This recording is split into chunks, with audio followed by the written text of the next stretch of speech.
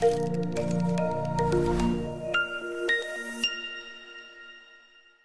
Cak, halo Neng. Ya apa kabare?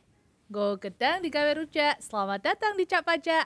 Cak Pajak, cangkruan pajak kan Wil Jatim Siji. Wani. Halo Cak dan Neng, pemirsa setia Cak Pajak Kanwil DJP Jawa Timur 1. Ketemu lagi nih kita. Kita mau cangkruan lagi, ngobrol-ngobrol santai seputar perpajakan. Tentunya masih bersama dengan Neng Gigi dan Cak Iping. Halo Cak, halo Neng, ya apa kabar? Nah, Cak Iping, kita cangkruan lagi nih. Ya. Mau bahas-bahas seputar perpajakan. Kita mau melanjutkan topik obrolan kita yang episode lalu itu loh, Cak Iping.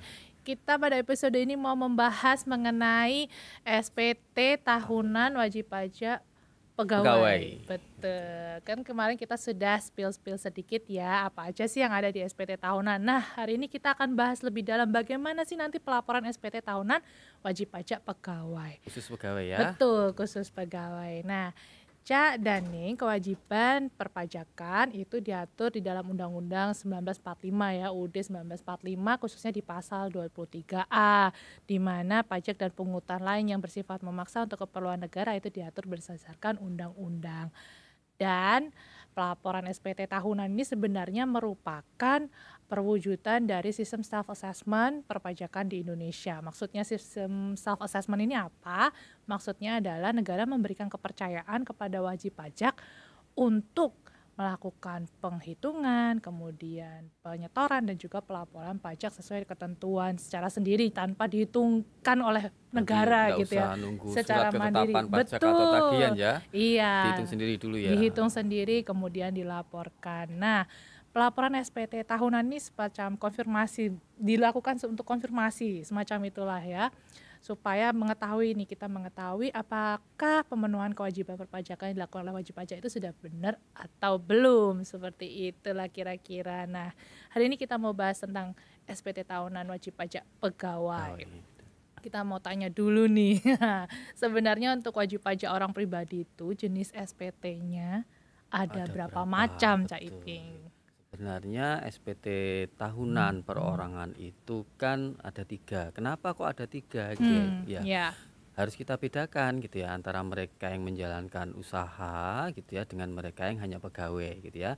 Jadi intinya dibagi 3 itu supaya lebih mudah. Kalau misalkan kita pegawai gitu ya harus mengisi SPT yang sama dengan mereka yang menjalankan usaha kan jadi susah gitu ya, lebih ribet. Jadi untuk yang pegawai ini dibedakan. Jenis SPT untuk mereka yang menjalankan usaha atau pekerjaan bebas. Pekerjaan bebas itu seperti arsitek, dokter, seperti itu ya. Itu adalah SPT tahunan 1770. Nah, untuk pegawai ini dibedakan formulirnya. Dibedakan biar juga. enggak serumit pengusaha gitu ya. 1770S gitu ya. Ini untuk pegawai. Kemudian ada satu lagi gitu ya. SPT 1770SS gitu ya. 1770 SS. Jadi ada 2 ya tadi ya. Ini biar lebih mempermudah bagi mereka yang pegawai gitu ya, pegawai tapi penghasilannya tidak lebih dari 60 juta atau kurang dari 60 juta ya. Jadi SPT tahunan perorangan itu ada 3, 70 untuk yang mereka menjalankan usaha gitu ya. Kemudian 70S gitu ya untuk pegawai. Kemudian SS ini sangat sederhana. Jadi untuk mereka pegawai yang penghasilan brutonya kurang dari 60 juta. Untuk yang tadi yang ketiga tuh 1770 SS ya. Sangat sederhana dan sangat simpel. Nah, itu kalau nggak salah cuma 1 halaman ya, Cak Iping. Ya, di situ ada beberapa yang dibuat lebih ringkas gitu ya. Contohnya di kolom harta itu nggak perlu detail gitu, hanya berapa sih harta totalnya. Kemudian untuk yang utang itu ya, itu hanya totalnya aja berapa seperti itu. Jadi memang di situ lebih simpel. Karena lebih simpel, jadi mungkin kita pada episode kali ini cuma bahas yang 1770 S aja ya. Iya, kalau bisa ngisi yang S ya otomatis bisa lah nanti isi yang SS gitu ya. Oke.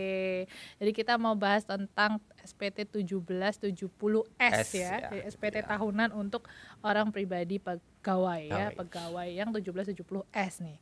Nah, Cak Iping, kalau mau lapor SPT tahunan, sebenarnya sebelum kita mau memulai itu apa aja sih yang perlu kita siapkan supaya lancar nanti waktu mengisi SPT-nya? Karena kita ngomongin tentang SPT tahunan pegawai gitu ya, pegawai. Maka yang pertama gitu ya, yang pertama harus disiapkan tentu adalah bukti potong gitu ya, bisa A1 atau A2 gitu ya. Kalau untuk yang PNS gitu biasanya A2, tapi kalau untuk pegawai swasta adalah A1 gitu ya.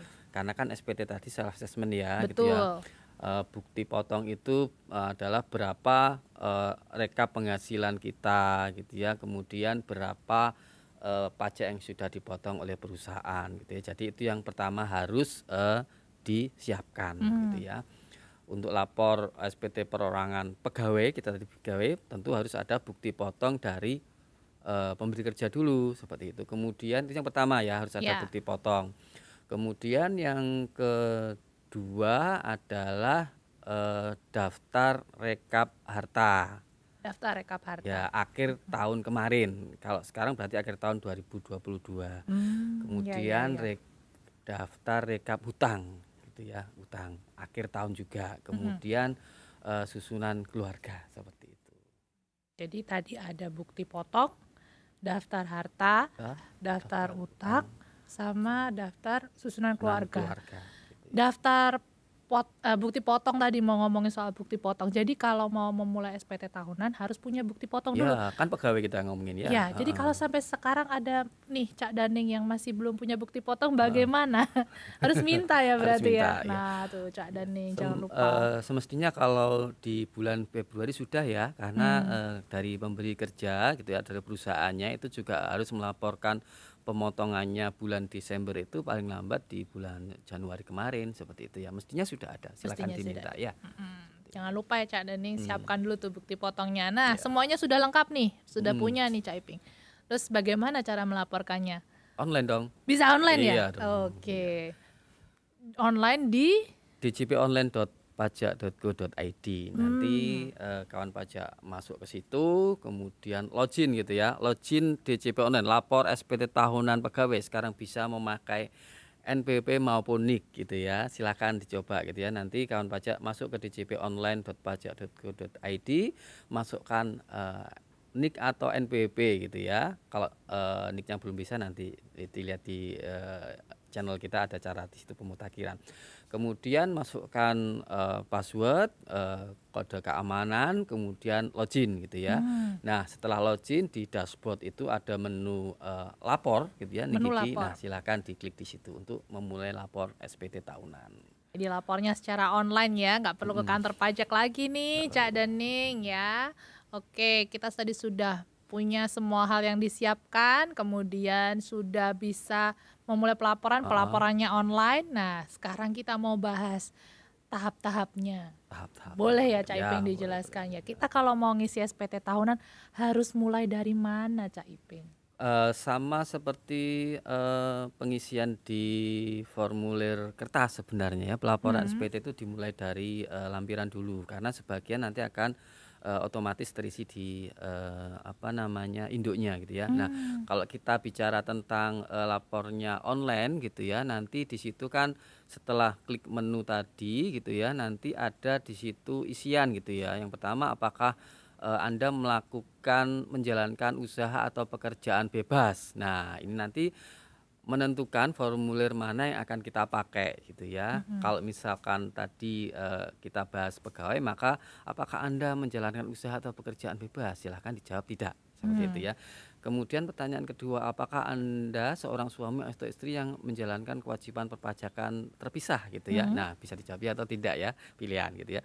Kemudian apakah penghasilan bruto yang Anda peroleh dalam setahun kurang dari 60 juta. Nah, ini nanti menentukan formulir selanjutnya yang akan kita gunakan gitu ya. Kalau kurang dari 60 juta gitu ya, dijawab ya, maka dia akan nanti memakai formulir SS. Kalau dijawab tidak, maka nanti dia akan secara otomatis memilih formulir S gitu ya. Nah, setelah itu kawan pajak semua nanti dapat menggunakan formulir dengan pilihan form yang akan digunakan. Yang pertama bisa memilih menggunakan panduan, kemudian formulir atau upload ISPT seperti ya. Kalau ada yang masih menggunakan seperti itu. Jadi untuk SPT tahunan yang 1770S itu ada 3 opsi yang bisa dipilih ya, waktu mengisi nanti melalui e-filing. Sama saja sebenarnya. Apakah lewat panduan atau formulir atau upload ISPT. Ya mungkin untuk episode kali ini kita bahas nih Cak Iping, gimana sih cara mengisi 1770S tapi dengan formulir. Jadi milihnya yang formulir biar sama tuh kayak formulirnya. Ya, yang pertama nanti kawan pajak di situ pilih tahun pajaknya dulu gitu ya. Kalau sekarang berarti adalah SPT tahunan 2022. Ada di listnya, nanti pilih tahun 2022, kemudian dipilih apakah normal atau pembetulan gitu ya. Kita pilih normal gitu ya. Kalau pembetulan berarti kita mau melakukan pembetulan untuk tahun-tahun sebelumnya gitu ya. Nah, nanti secara sistem akan otomatis mendeteksi jika ada pembayaran pajak atau pemotongan pajak dari pemberi kerja. Di situ nanti kawan pajak diberikan pilihan apakah menggunakan data tersebut atau tidak, ya atau tidak, seperti itu ya. Jadi kalau pilih ya, nanti dari data laporan pemberi kerja yang sudah pajak yang sudah dipotong oleh pemberi kerja itu akan tersinkronkan ke data SPT kita, otomatis keluar gitu ya, otomatis keluar seperti itu. Nah, setelah itu kawan pajak memulai SPT tahunan tetap sama ya, nanti kawan pajak isi yang lampiran dulu gitu ya. Di situ ada penghasilan final jika ada gitu ya. Artinya ada penghasilan pengalihan harta atau misalkan ada persewaan. Kalau tidak ada ya tidak usah, seperti itu ya. Kemudian yang tadi yang penting itu ya, penghasilan final itu ya atau tidak gitu aja. Kalau tidak usah diisi. Kemudian kawan pajak yang kemudian di lampiran ini adalah mengisi harta gitu ya. Di situ ada pilihan harta tahun lalu gitu ya. Harta pada SPT tahunan lalu gitu ya. Kalau kawan pajak klik di situ, maka harta tahun lalu akan otomatis masuk ke situ. Tinggal dilakukan editing saja gitu ya. Di situ ada menu tambah, jika kawan pajak ingin menambahkan harta baru, nanti dimasukkan kode, kemudian nama harta, tahun perolehan, jumlah perolehan, dan keterangan gitu ya.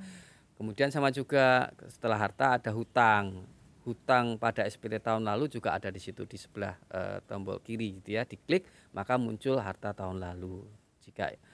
Jika ada perubahan tinggal diedit ataupun ditambah, ada kolom tambah, nanti masukkan kode harta, kode hutang, mohon maaf, kemudian nama, dari alamat pemberi kalau nggak salah, kemudian tahun dan jumlahnya. Nah, yang ketiga adalah nanti memasukkan susunan keluarga, sama juga ada bisa memilih dari SPT tahun lalu. Seperti itu untuk yang tahap pertama gitu ya.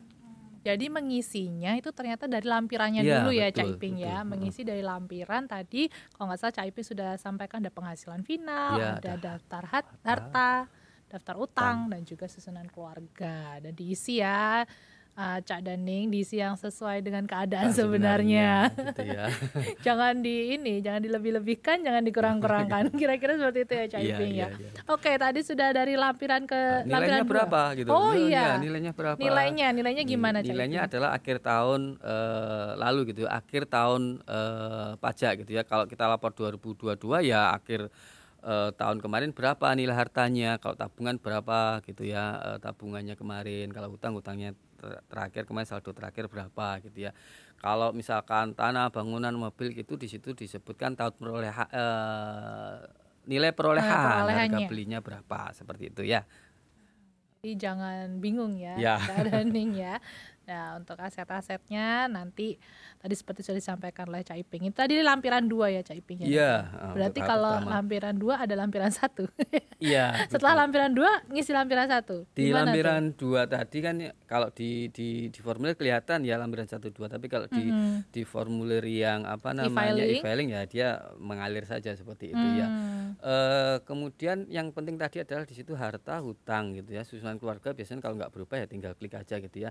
Kalau di lampiran berikutnya itu ada penghasilan dalam negeri lainnya, kemudian penghasilan yang bukan objek pajak gitu ya. Itu opsional aja. Yang penting di situ di lampiran selanjutnya adalah bukti potong gitu ya. Bukti potong. Kalau kawan pajak tadi memilih otomatis ya di situ langsung terisi. Tinggal dicek aja ya jumlahnya apakah betul atau tidak.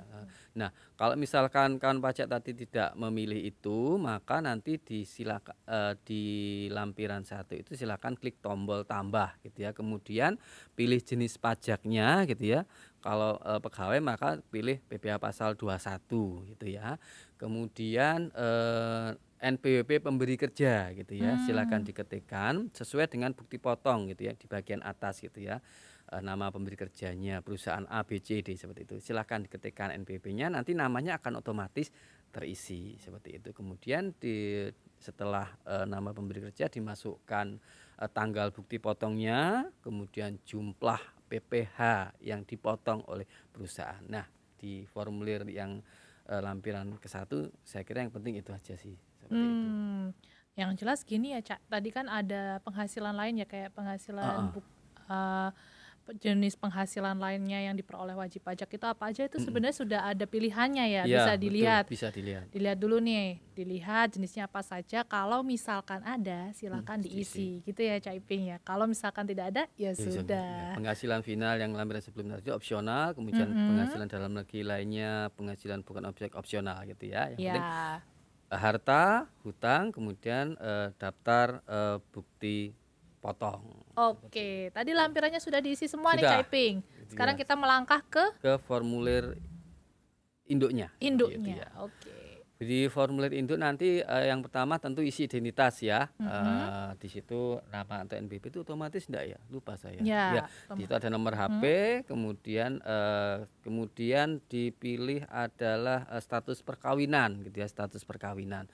Kemudian diisi penghasilan itu, kemudian diisi jumlah tanggungan gitu ya, kawin 3 atau tidak kawin 0 seperti itu ya, nanti penghitungannya otomatis. Nah, sampai di situ nanti dia akan mengambil beberapa data dari lampiran gitu ya, baik lampiran 1 maupun 2, otomatis terisi.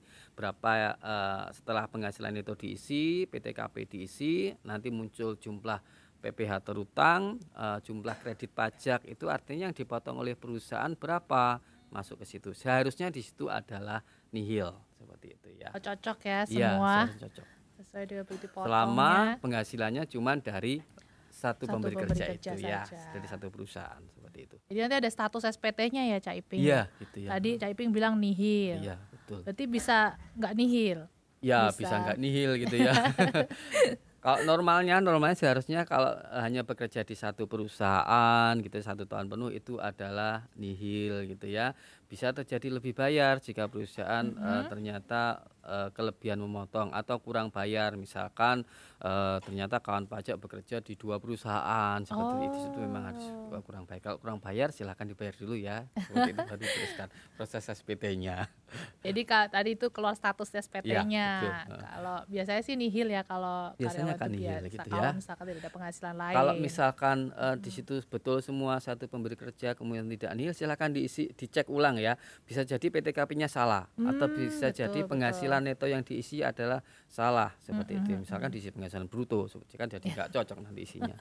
Gitu ya. Oke, silakan dicek lagi ya, Cak Daning. Nah tadi sudah statusnya keluar, kalau kurang bayar dibayar dulu. Iya, dibayar dulu. Nah setelah itu langkah selanjutnya berarti mengirimkan SPT-nya atau ya gimana? Ada klik kolom pernyataan kalau nggak salah di situ diklik, kemudian setelah tahap selanjutnya di situ ada minta token, di situ ada klik di sini gitu ya, warna orange, silakan klik di situ, maka tokennya akan terkirim kepada, bisa dipilih SMS atau di email gitu ya. Nah, setelah tahap itu maka di kolom bawah tadi, di kolom pengisian nanti silakan dikopaskan nomor token yang dikirim lewat SMS atau email. Nah, sudah selesai SPT-nya. Di tokennya dimasukkan, terus SPT-nya dikirimkan. Nah, setelah itu auto dapat bukti penerimaan. Silakan dicek di emailnya ya, dipastikan bahwa sudah mendapatkan email tanda terima bukti laporan SPT PPS. Oke, nah Cak Daning itu tadi sudah dijelaskan step by step nih bagaimana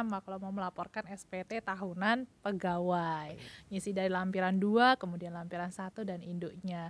Tentunya mengisinya ya secara online melalui laman djponline.pajak.go.id melalui e-filing ya.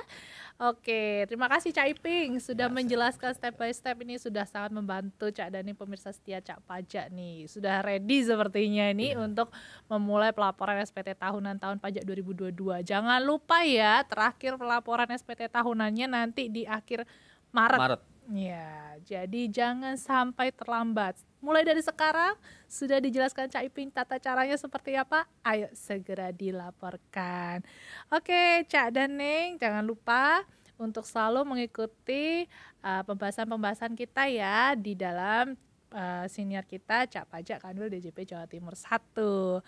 Dan kami pada kesempatan ini nih karena lagi SPT tahunan nih Cak Iping, kita mau mengingatkan ke Cak Daning juga nih para wajib pajak supaya berhati-hati ya, tetap mewaspadai apabila ada mungkin telepon atau mungkin pesan-pesan singkat yang dikirimkan mengandung link-link dan meminta pembayaran pajak gitu ya, misalkan tunggakan dan lain sebagainya. Silakan untuk mengkonfirmasi pesan-pesan tersebut ke kantor pajak tempat wajib pajak terdaftar. Atau kalau mau gampang di 1.500.200 ya. Betul, silakan telepon ke Kring Pajak 1.500.200 ya.